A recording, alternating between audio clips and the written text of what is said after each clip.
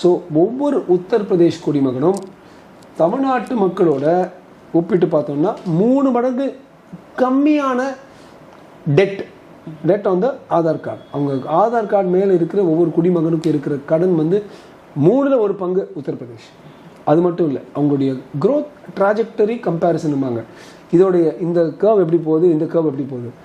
கடந்த ஒரு 5 வருஷம் பார்த்தீங்கன்னா உத்தரப்பிரதேஷ் வந்து இப்படியே ஸ்பைக்கப் ஆகுது. தமிழ்நாடு வளர்ந்துட்டு இருக்கு, அதை பற்றி சந்தேகமே இல்லை. ஆனால் தமிழ்நாடு இப்படி வளர்ந்துட்டு இருக்கு. இன்னும் இப்போ 31 லட்சம் இருக்காங்க. அதுக்கப்புறம் இப்படி போகும்போது வித்தியாசம் இருக்கும். அதுக்கு வந்து ஒரு உதாரணம் கொடுக்குறேன். 2013 14 உத்தரப்பிரதேஷ் இந்த 31 லட்சம் கோடி உடைய வருமானத்துக்கு முன்னால் அது வந்து 12.8 லட்சம் கோடி இருந்துச்சு. அந்த சமயத்தில் நாம் 24 லட்சம் கோடி இருந்தோம்.